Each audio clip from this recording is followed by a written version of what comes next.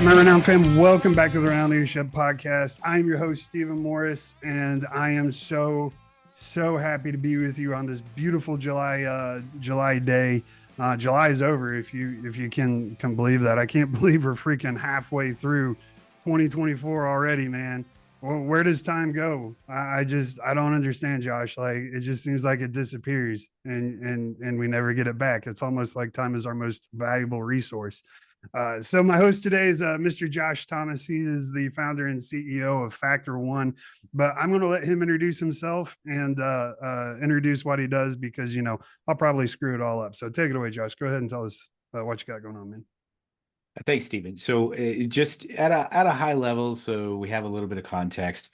I've worked as a fancy pants consultant for small businesses for the last 15 years, and mostly with entrepreneurs who are looking for ways to get past the wall they keep running into when hustle starts to peter out on them.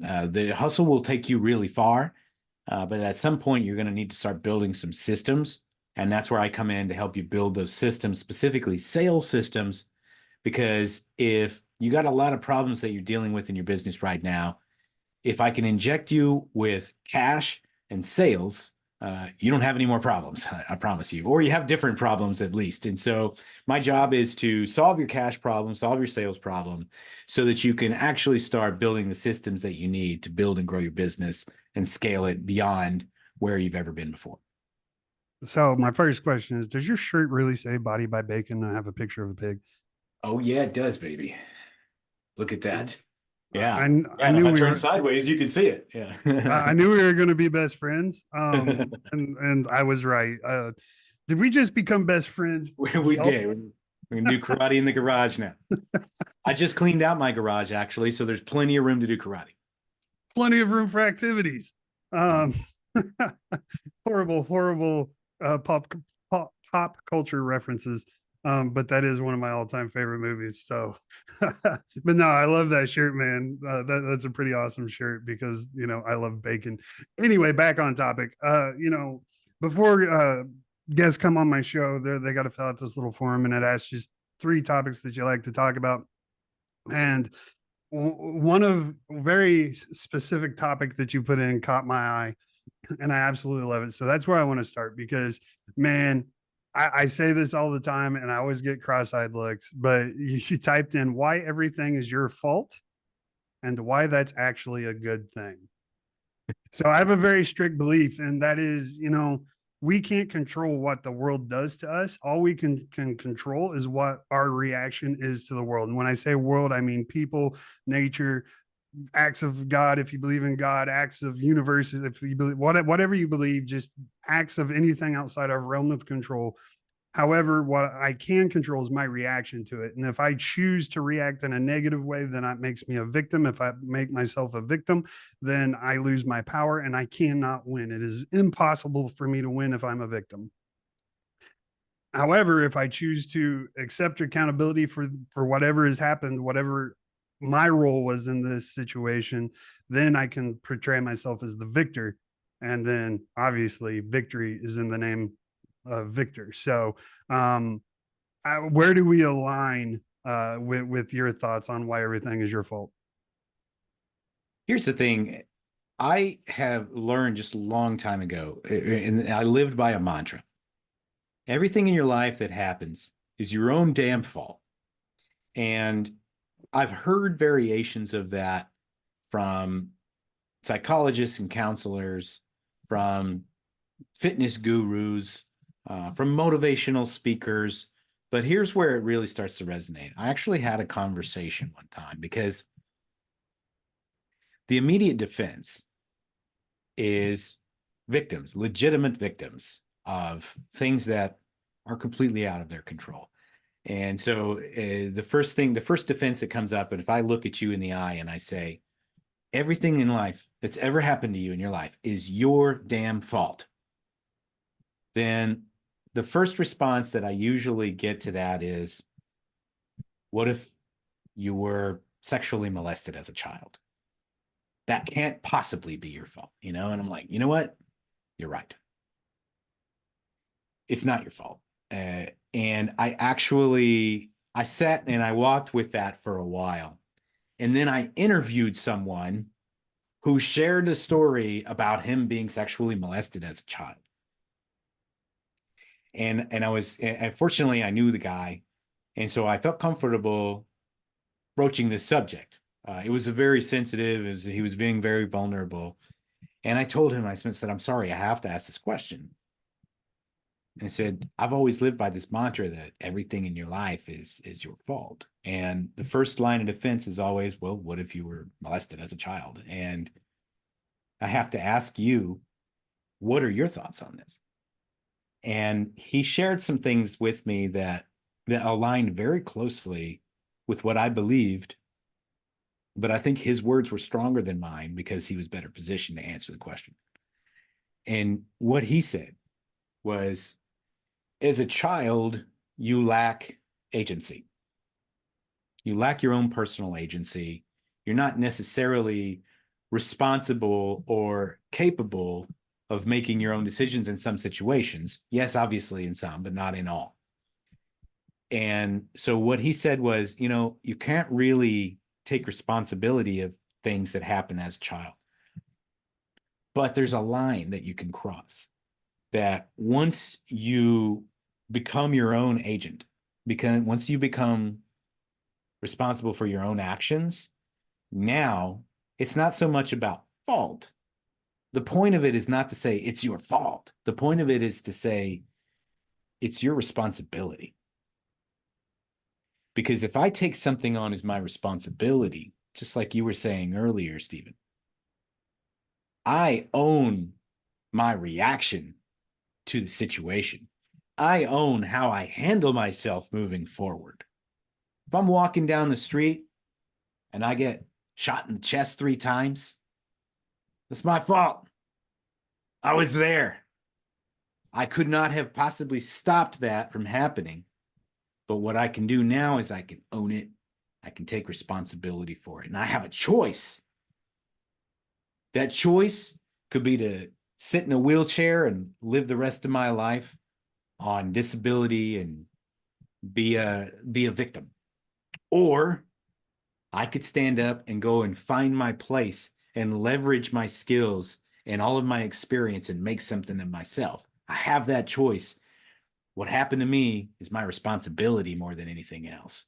How I react to it, how I behave towards it, the changes that I make, how I let it destroy me, or how I let it be a tool that lifts me up is 100% up to me. I love that. Like, I love how you put that at the end, how I either let it destroy me or let it lift me up. And myself, um, serving in multiple wars and just seeing a lot of crazy stuff. It's easy to get in that victim mentality, especially after being hurt, during combat operations, you know. But to I would sit down with the dude that shot me and have a cup of tea if he were still alive. He's not alive, unfortunately, today. But if he were, I have no hard feelings towards him at all. We were doing a job, my job, his job. He was quicker than me in that particular moment. I would challenge him to a rematch. Let's go, bro. But my point is that I don't I accept my responsibility for that situation, right? And I know that's a little bit different, but it's easy for a long time. It was easy for me to get into a victim mentality, and I realized that victim mentality was holding me back, right? It was inducing fear, right? And I think that's what I hate the most about the victim mindset is it just floods your body with fear. And I hate that because I'm naturally a scared person anyway. I'm scared of my own shadows sometimes. So whenever I don't need that helping the process along. So my wife is another great example, and I'll have to get her on here one day if she ever will to share her story. But my wife was sexually assaulted as a teenager, right? And her mentality is the exact same as your friends. I can't let it define me. I have to define it. Is basically the way she put it to me. And so, That's why it's a good thing. That's why it's a good thing that everything's your fault, because if everything's your fault, you get to draw the lines now, not somebody else. When it's their right. fault, they're drawing the line. They're deciding how it affects you. When it's your fault, you decide. Right. You're absolutely right. And I think it's the same, and we live in such a polarized society nowadays. Everything's at the click of the button. We got the keyboard warriors telling you everything that's wrong with you. Your nose is too big, your voice sounds horrible, you shouldn't podcast, yada yada yada. I've heard it all. It's okay. That hurts, a lot of people stay trapped inside their shell because they're scared of that challenge, I guess. But when you accept, like, hey, this is going to happen, it's okay. I'm not going to let it affect me. And here's my thing, Josh. This is why I really hate it.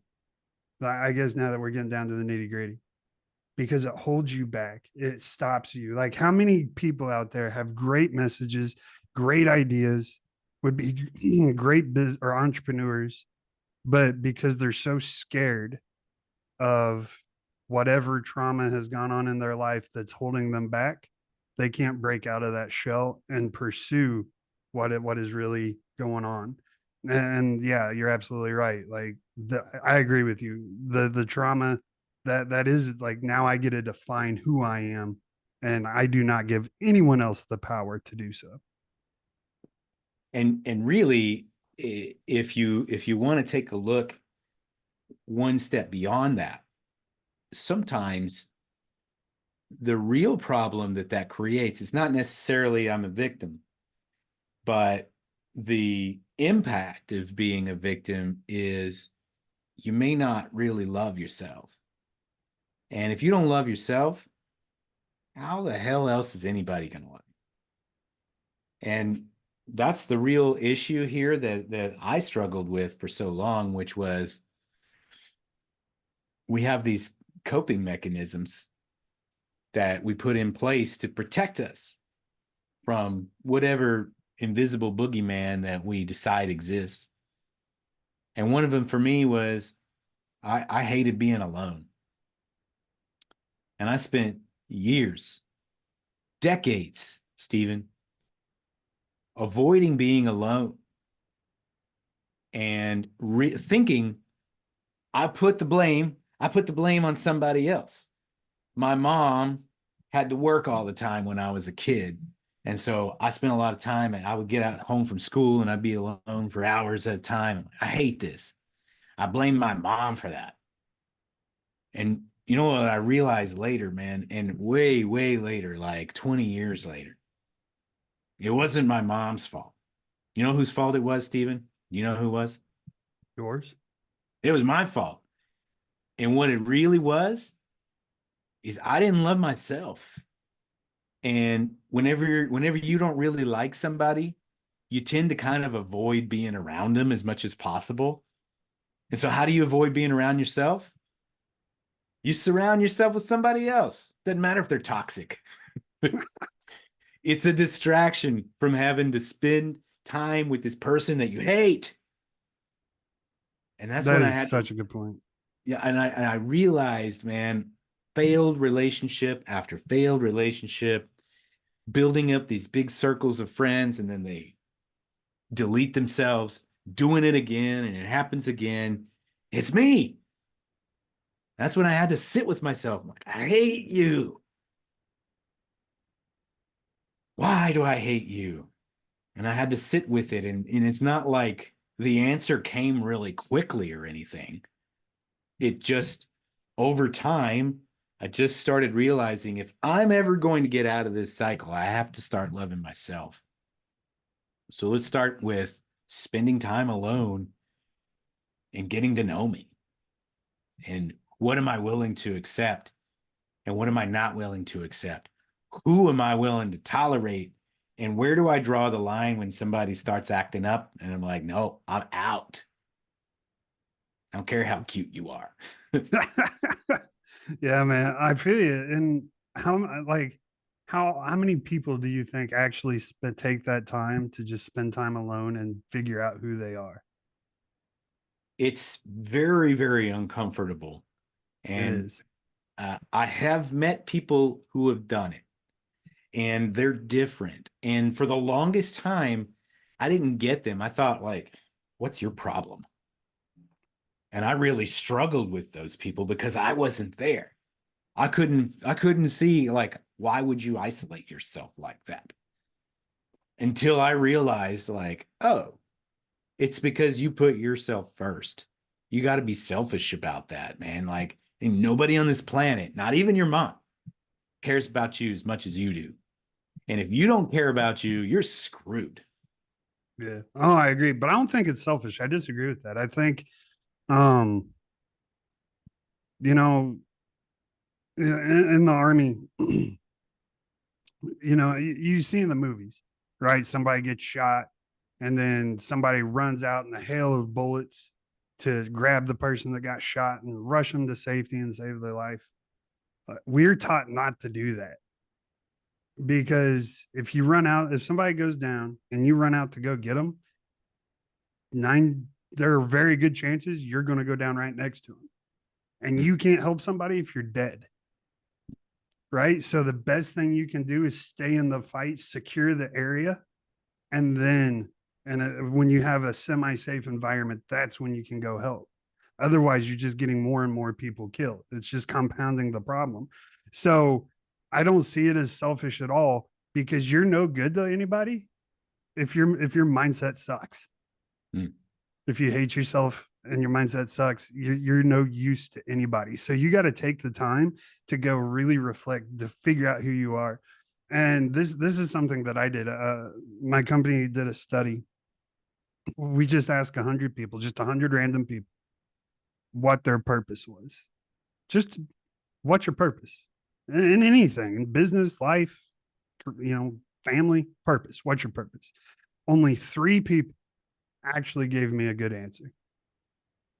Only 3 people. Over 70% of the people just looked at me like I was stupid and walked away.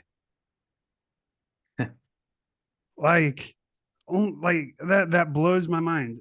And so, yeah, man, like, I agree. You gotta you gotta isolate. You gotta sit there. You gotta figure out who you are. Why do you think they didn't answer your question? I'm guessing because they don't know. They've never thought about it. They've never even realized that they need to think about it. And I'm hoping by doing what I did, that caused them to maybe, it's been over a year. So maybe in that year, it's kind of gnawed at them a little bit, and they've put a little thought into it, because it made them realize they'd never thought about it. But that's my only guess. Like, most people would just say, I don't know. Or some people would say, I don't know. Some people just wouldn't answer, would walk away. Um, and, some people would give like a fortune cookie type answer that was just complete garbage. And that's like complete garbage. But I mean, 3 people actually gave me a solid, legit answer where you could tell, and they were different. Like you said, they were different. Like, they didn't seem edgy when I approached them. Right, some stranger walks up to you, he's got a camera, right? He's asking you questions, right? Like, of course, that's a little sketch. I get you, but those 3 people, like, they forever stand out, not just because they had good answers, but because their posture. Like, they turned to face me, all 3 of them. Hmm. Most people, like, as if you're a stranger and you engage them, they look at you from the side. They unless you approach them head on, most of the time they'll look at you from the side. Like, these 3 people actually turned, like, and they man, I don't even know how to describe it. It was completely It, different. it has to do with, and it's interesting that you paid attention to their body language, because body language has everything to do with power, the direction of energy, vulnerability. If they're standing like this, if you're standing like this, with your arms crossed, with your arms open, am I revealing my vital organs to you? If I am, it means I trust you, or I feel like I'm superior to you. It's like one of those things is standing out, right? And so that's fascinating, and especially that only 3%. And that fits. You know, I would say if I meet 100 people, 97 of them probably would not stand out to me at all. Right. And then there's 3 that are like, whoa, you've done some work on yourself. You're a little different. Right. That's fascinating stuff, man. And the other thing that stands out in this, drawing it back to fault, responsibility, all this stuff, the number one reason that we blame other people for stuff is our ego. Our ego protects us from like cognitive dissonance. Like we create our own reality in our heads, and we're the star of that reality.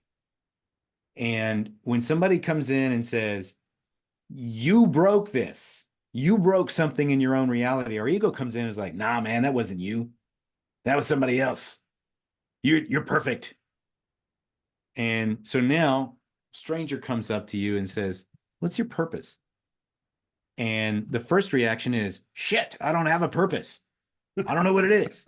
And then your ego kicks in immediately afterwards, is like, screw that guy. He's stupid. Let's just keep walking. Right. It's his fault for asking.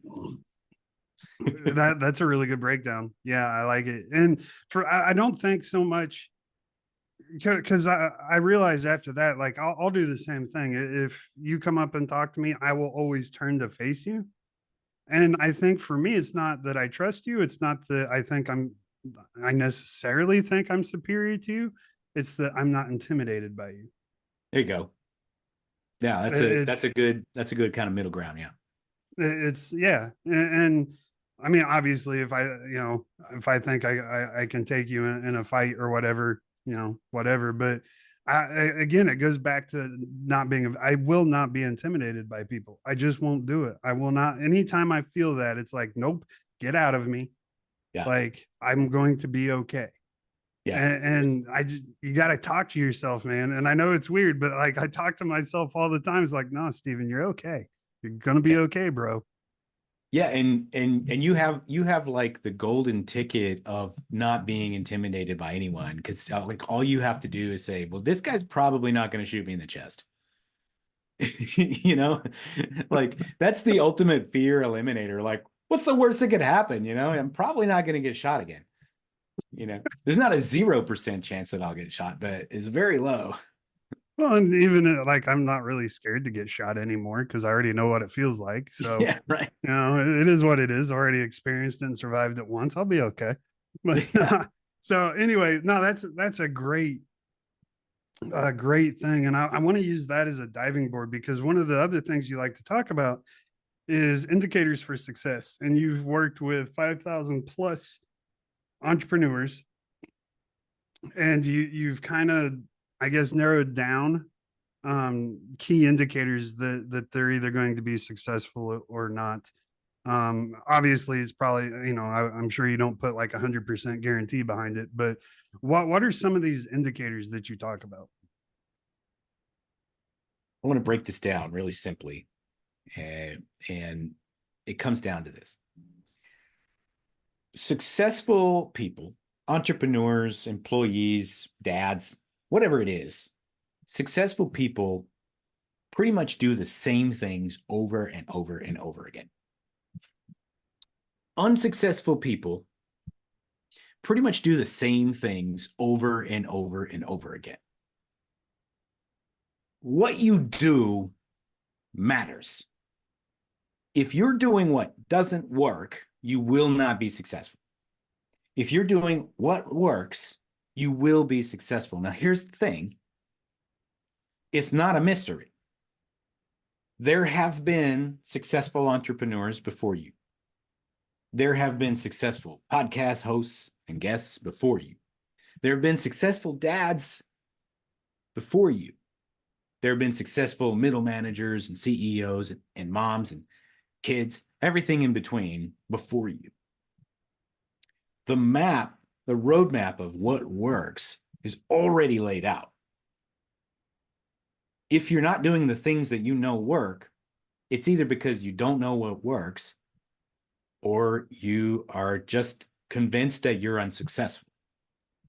So really, the indicators of success are people that are willing to do the things that actually create results and not waste a single second on something that does not create a result, because it will not move them forward.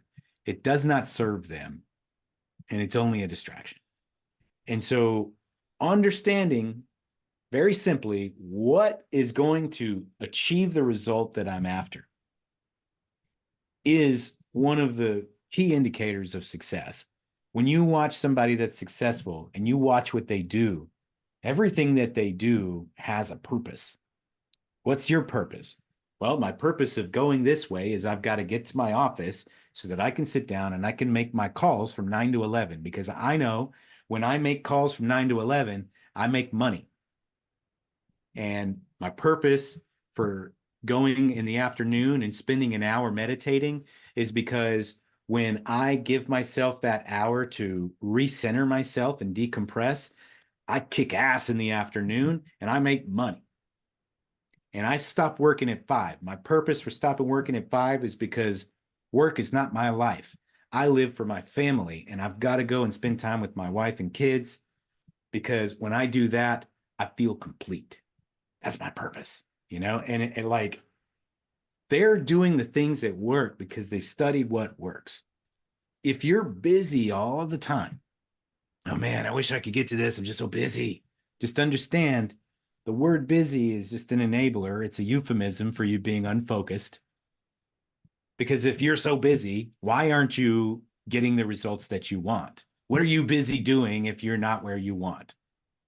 That's a question I really think anybody should ask themselves. If you're so busy that you can't do the things you need to do, what are you busy doing? Change what you do. Just do what works. That's the indicator for success. Oh, dude, that's so true. And I just want to point out from the beginning of the conversation, it's your fault. It's your own damn fault. That's right. It's your own fault, because I hate so much when I'm working with a client and they're like, I don't know how to do this. And it's like the number one rule, the cardinal rule. You never break with me. If you tell me you don't know how to do something, you get put in timeout. Seriously, I will not talk to you if you say I don't know how to do something. There are too many freaking resources in this world, between Google, YouTube, social media, books, that are, you have an entire library in your hand. Like, there is no, I can't get to the library and the excuse anymore. You have no reason not to know how to do something. If it's like, hey, I'm going to start a podcast, what do I need to know about starting a podcast? RSS feed. What the hell is an RSS feed? I've never even heard of that. Google, what is an RSS feed? Oh, that's like the social security number for a podcast. Okay. You know what I mean? Like, like, no one helped me do this. I did it by myself, just by Google and YouTube. Like, Or that's another it. option. Yeah. Or another option is, oh, you need this RSS feed. Well, I don't know what the hell that is, but I'm going to find somebody who does. Yeah. And I'm going to have them do it for me, because I want to focus on what's important to me. And the best way that I can solve this problem is get somebody else to solve it. I don't need to know everything, because I can get the guy. I got a guy. Just find a guy. 100%. I got an IT lady. She's awesome, because I'm not that great with cameras and microphones and making stuff talk to each other. And yeah, that's not my strong suit. So I got a person for that. But in the beginning I didn't. Right? In the beginning I didn't have the money. So yeah, I had to figure it out, and it's okay. And Josh isn't saying, like, or at least I don't think you are, like, in the beginning, like, yeah, you're going to have to learn some stuff. You're going to have to do some stuff you don't enjoy. Some stuff, social media, don't enjoy it, hate it. Definitely pawn that off. But in the beginning, I had to do it. Right. So, I mean, but there's not an excuse. It's your own fault. If you're not moving the needle, it's your own fault. Start doing the things that work. Get the book, Google, hire the person, whatever the case is, figure it out. There's no excuse on this planet for I don't know. I hate that word or phrase. And I want to drop a reference here for those of you who have not yet tuned out from me yelling at you for 35 minutes. Um, so I want to give you a reference that I think is very valuable and something that will put this all into perspective. So if you're not familiar with James Clear, he wrote a book called Atomic Habits. It's right here on my shelf for those of you that see the video. And you don't even have to read the book. Like, I'm going to make this so easy for you, man. Like, read the book, okay? It's important. But you don't even have to read the book. You can go to the Google right now and you can type in motion versus action. And it's a small section of his book, but he wrote an article that you don't even have to pick it up. You can read this article in like 5 minutes and you get the whole thing. Google motion versus action. And what he does is he breaks down the difference between those two things, because most of us spend the majority of our time in motion. Motion is preparation, getting ready, moving. We're creating a lot of kinetic energy, if you will. Action are steps forward. They are effort. They are swinging the hammer. That's action. Motion does not create results. Only action creates results. And so you have to start sifting and sorting everything that's happening in your life. Is this motion or is it action? And the easiest way to determine is the thing that I'm doing right now actively leading towards a result, or is it just me kind of spinning my wheels in place? Example: read a book, listen to a podcast, take a course. Motion does not create a result. It doesn't mean that it's bad. Preparation is good, but if you're always preparing and you're always in preparation mode, you're never going to get into action mode. Preparing to take action does not create action. When you pick up your foot, if you're standing on a ledge and you see another landing and there's this big gap in the middle, the only way you know that you're going to make it over that gap is to pick your foot up, move it forward, and hope that you're going to get it across to the other side. Have faith that the ground is not going to like vaporize below you and that your foot will land exactly where you think it will or close enough. That's action.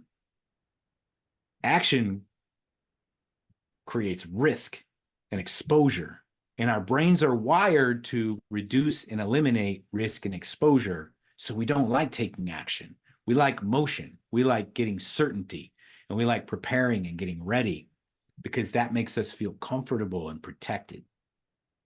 Just understand you are hardwired to stay in the cave because the saber-toothed tiger is going to get you. But the only way that you can get to that ledge over there where all the berries and the pretty ladies are at is you got to take some steps out into the prairie, and you got to be ready to fight that tiger if he shows up.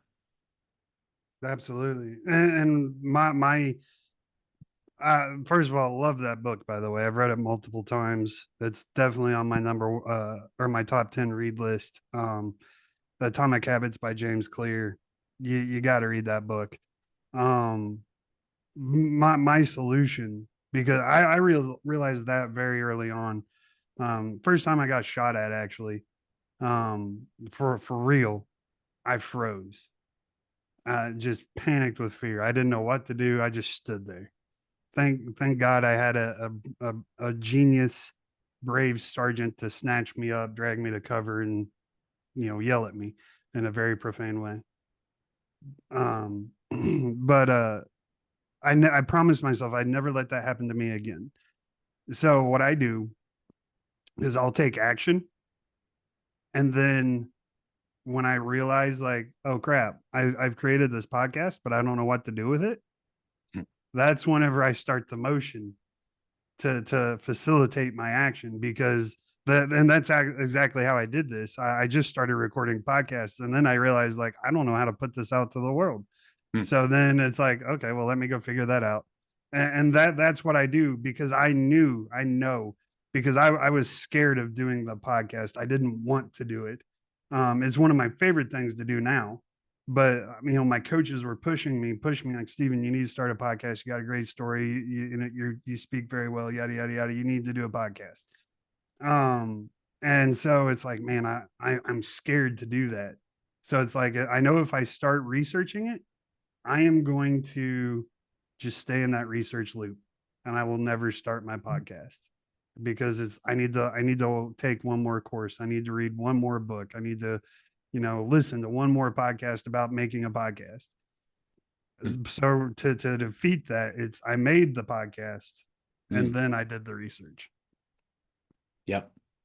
Yeah, same deal here, man. It's like here's the thing that I would share for anybody out there that's like, I can't do it, whether it's a podcast or whatever it is. That's not for me. You know what? Whatever it is that you believe, you're probably right. Uh, I have recorded at this point more than 500 episodes as a host of podcasts. And when I started, it was just like I'm an introvert, man. Like I was a dude that I made my money being the behind the scenes guy that nobody's ever heard of and just building systems. And so if you go, I had a podcast called How to Lose Money. And you go and listen to the first episodes of that, and it was just horrible, horrible. I feel like I'm okay now. I don't think I'm like the best in the world, but I know how to show up. I know how to bring the energy, and I know how to keep somebody interested and entertained for a while in my own way.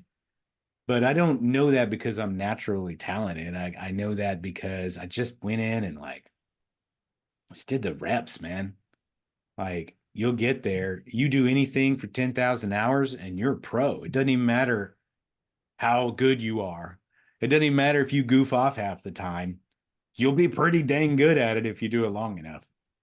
Yeah, you're better than what, like 10% of the population or 1%. I don't remember what it's crazy though. And it's true. And just like you, man, if you go back and listen to my first episode, and I took them down and then I got yelled at for taking them down because it's like, man, it shows your growth. Put them back up. So they're back up.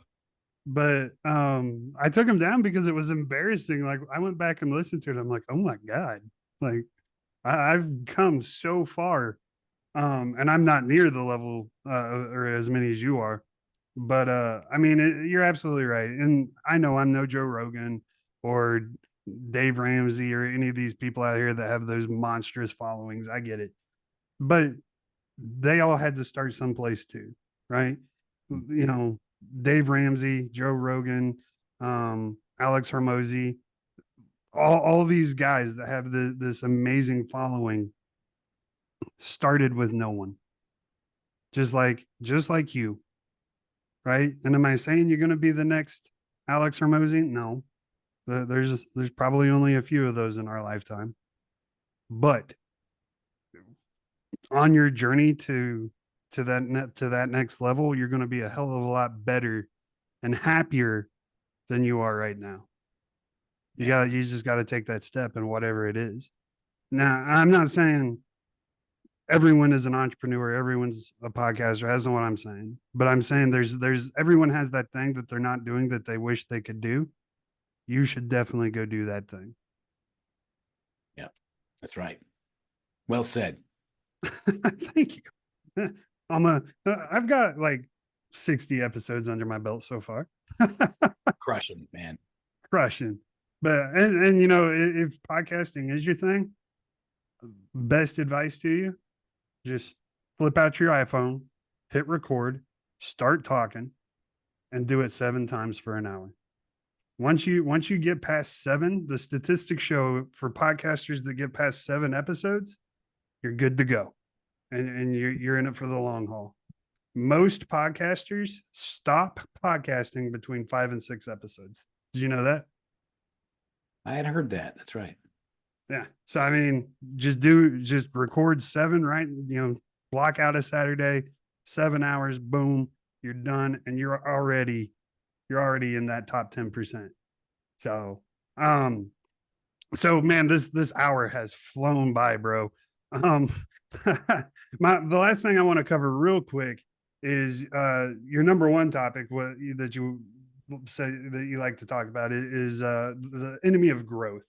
And I feel like we've probably uncovered 90% of that.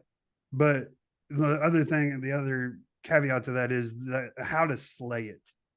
So what is your best advice on how to slay whatever is holding you back, stopping you from growing?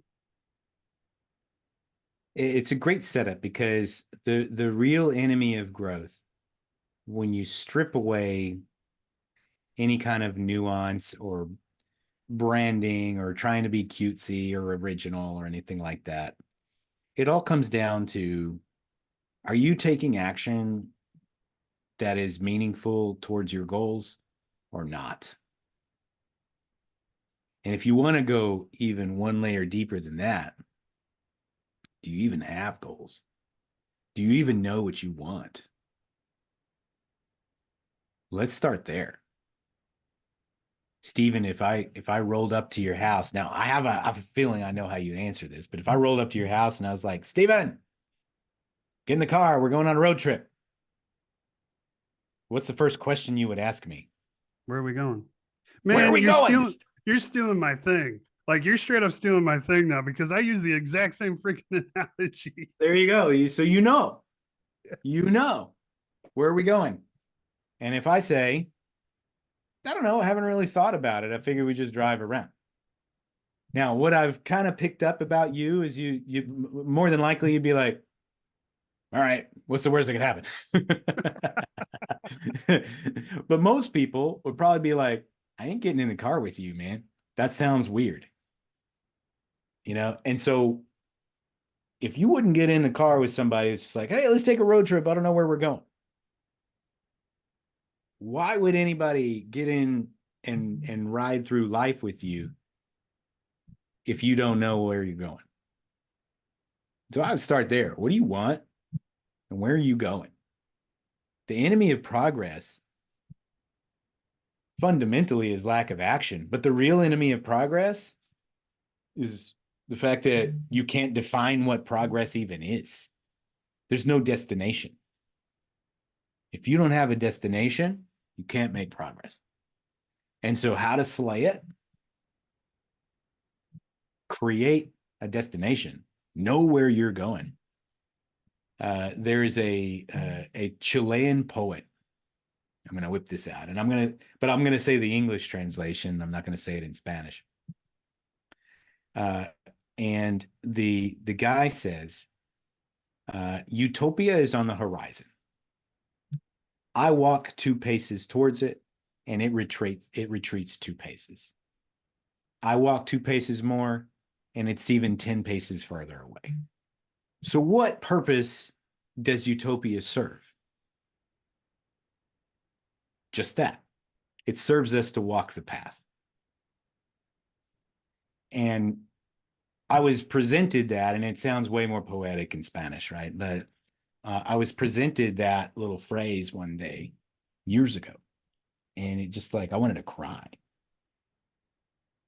because it was like, in those little, like, less than 20 words, I just realized why I wasn't getting anywhere that I wanted to go, because I didn't have a destination.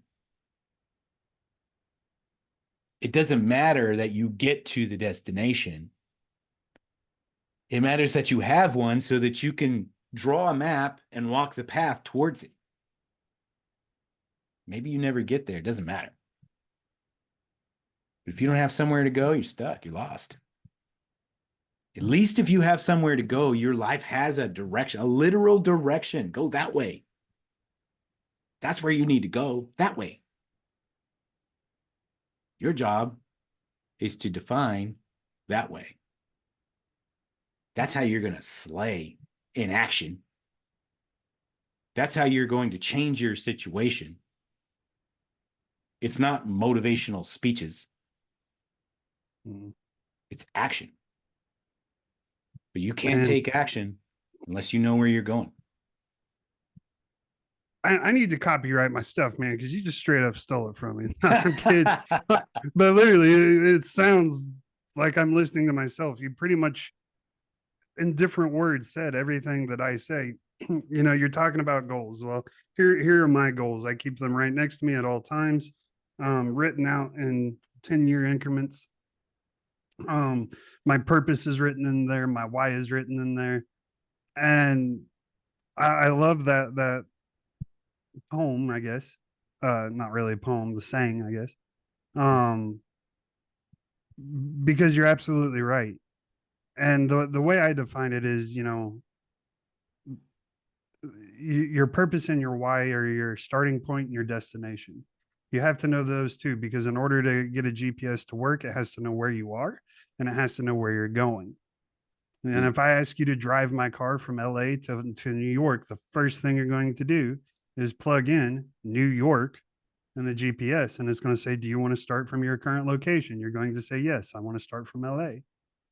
And then from there, you're going to plug in your rest stops, your gas points, things like that. Those are your goals, right? Course correct. Yep. Hey, I've been wanting to check out this one thing. Can we Yep. go this way a little bit? We'll get back on path later.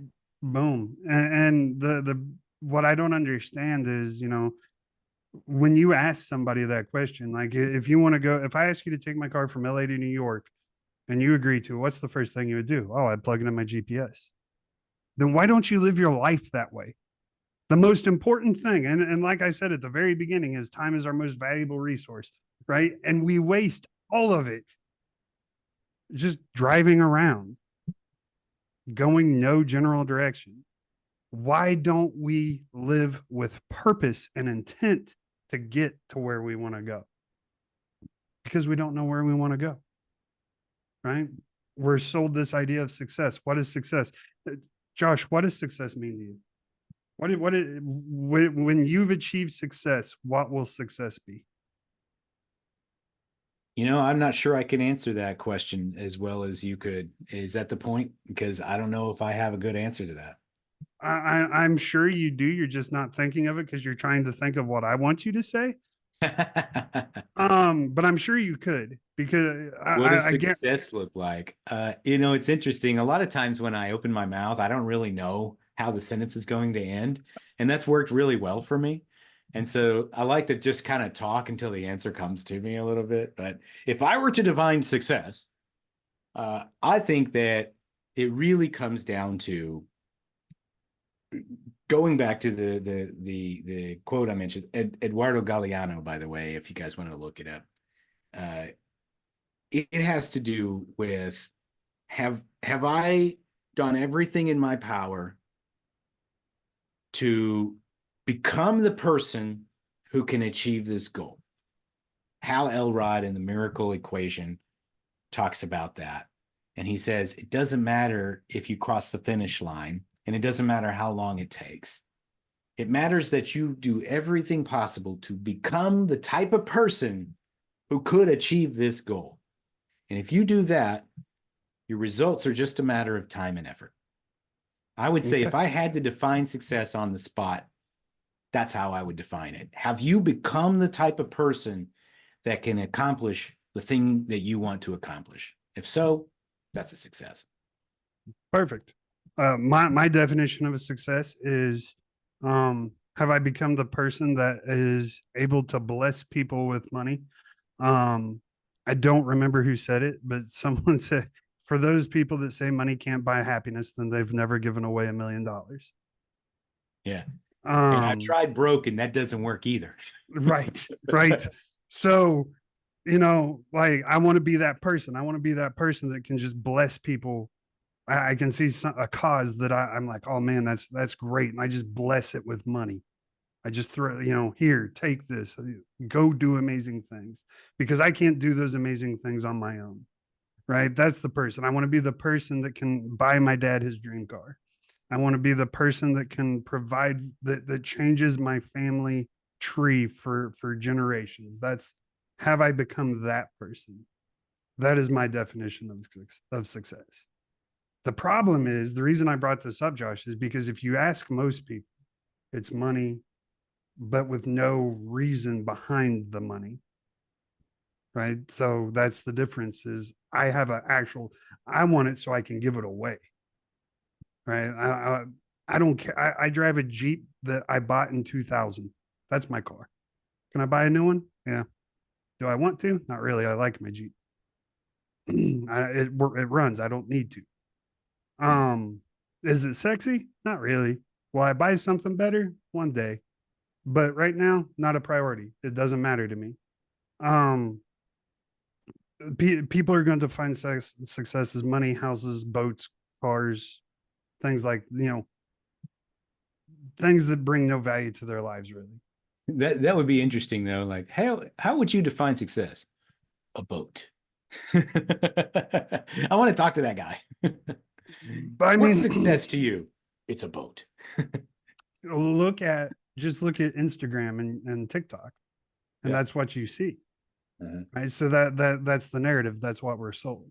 That's what, and the problem with that narrative is, in the example I use is, a BMX biker that does those amazing tricks. And then we see those tricks and we're like, dude, that's sick. But what we don't see is the 5.5 years of bleeding on the pavement and skin on the pavement, learning to do that trick. Right. So we see this form of success, but we don't see everything behind it. That everything behind it is what shapes our definition of what success actually is. Does that make sense? Perfect sense. So that's why I brought it up. Anyway, no, I love your definition. I love, and most importantly, I love how your example of how to get past that roadblock or hurdle or whatever you want to call it. And he's absolutely right. You guys just got to take action. So, but we're running out of time, Josh. So go ahead and tell everybody how they can find you, get a hold of you, and maybe come have a chat with you. If you want to learn about everything that I do, and if you're an entrepreneur and you're looking for ways to get past that barrier that you're running into right now, let's have a conversation. Or if you don't want to talk to me, that's cool. I've got some resources. You can go to factor1.io. That's factor1.io. I've got a ton of free resources and training there. You'll see links to, I have multiple podcasts. I have some free trainings that you can download, and you can also contact me directly there. But just go to factor1.io. And I really serve service-based business owners, coaches, entrepreneurs, people in professional services, home services. I've worked with literally 30 different industries. And if you're doing $40, $50, $100,000 a month, and you're looking to bump that up to 200, 500, $1 million a month, that's kind of my sweet spot. You got to have some momentum. So if you're starting from zero, it's a little bit harder for me to help you. But if you've got a little bit of momentum and you're looking to get to the next level, let's have a conversation about getting some systems in place. Factor1.io. And if you just want to hang out, chat with me, and you're not an entrepreneur, you can find me on all social media at JT Literally. I'm pretty responsive on Facebook. Instagram kind of confuses me still because I'm too old or something. But find me on Facebook, send me a message, tell me that you heard me on this podcast, or just send me your favorite meme and we'll figure it out. I love it. And of course, everybody, you know the deal. I'm going to have all of Josh's links in the show notes and in the bio and description below. So scroll down and go give him tons and tons of love. Check out his free resources. And of course, hit him up, have a conversation, let him know you heard him on this podcast. And then once you're done doing that, head over to renownedleadership.com, click the talk to a coach button, top middle of your screen. That is going to go straight to my calendar, not anyone else's calendar, my calendar. So you're going to get to come talk to me, and we'll talk for an hour or two and just see what you got going on and see how we can, or how I can help. And, if I can't help you directly, I guarantee you I have resources or people I can introduce you to that can help you, like my good friend Josh Thomas here. So that's going to wrap us up, Josh. But before I let you go, my guests get the final word of wisdom. So the final question to you, my brother, is what does leading like a champion mean to you? Leading like a champion has everything to do with lifting up the others around you so that they'll walk in battle not just behind you, but in front of you too. Like it. Yeah, that was pretty poetic, Josh. I told you, man. I open my mouth. I don't know what's going to come out. Sometimes it works. I love it. I love it, man. Like I said, I knew we were going to be best friends because that's how I operate too. Half the time, I don't even know. It's like, what am I talking about again? Anyway, nah, man, I appreciate your time and all the blessings you brought to my audience today. I really appreciate it, brother. So that's going to wrap it up this week, guys. I will see y'all same bad time, same bad channel next week. And in the meantime, never forget, everybody, lead like a champion. Goodbye.